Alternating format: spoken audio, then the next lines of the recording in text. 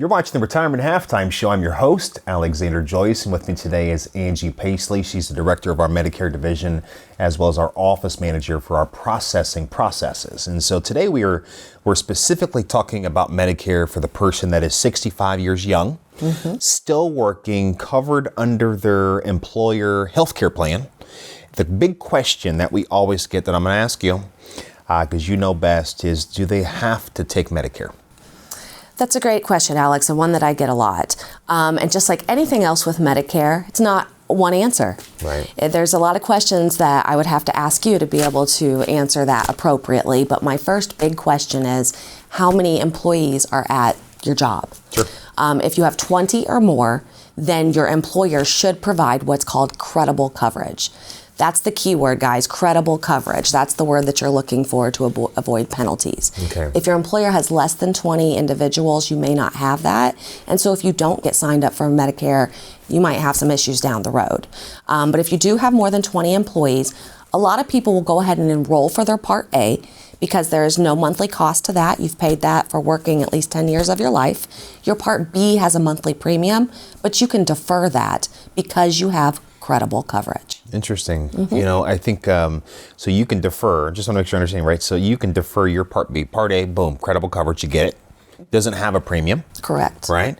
And then you still continue working, covered under your employer-sponsored plan. Correct. And then you can, with credible coverage, you can defer Part B, which if not deferred, taken, has a premium. Correct. How much is that average premium these days?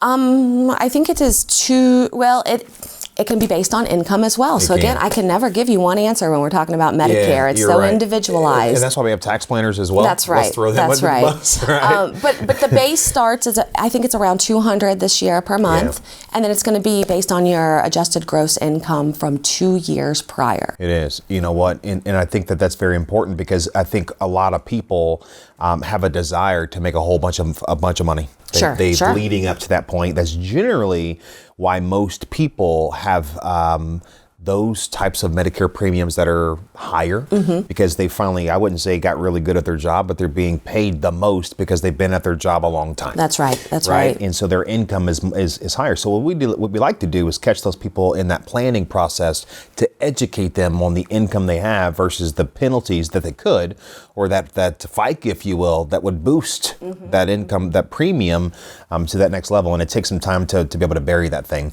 That's, again, tax planning at its finest. And I think one of the really cool things as we start really painting the picture of why getting educated on making Medicare decisions is imperative, and then we kind of couple that with the Medicare decision and then the longevity plan that comes with that. Because when we start talking about Medicare, it starts to get into a little bit of legality. Sure. Right? And that's why we have attorneys. Sure. And then before that, we have the CPAs and the tax planners that better prepare the tax plan with the financial planners. The whole goal and takeaway, understanding that by working with a professional like you on the Medicare side, financial planners, state planners, tax planners, and tax providers, CPAs, holistic firms are the way to go. Most certainly. I love it. Most certainly. And 63 is the age that, you this want to start looking at that, because when you go to apply that first year for Medicare, again, 2-year look back. So for 2023, if you're getting enrolled this year for the first time, they are going to be looking at your 2021 taxes. Yeah. So when you're around 63, start working with your advisor, your tax professional, and just making sure you're where you need to be set up for success when you're ready to retire. Set up for success when you're ready to retire. I really appreciate it, Angie. This has been awesome. Every time I do something like this, especially with a member of my team, I learn something. And so that's really cool. And that's why we're here. And that's why we do this. And to educate the public on the right ways to retire with success. That's the goal. You're watching the Retirement Halftime Show. We'll be right back after this message.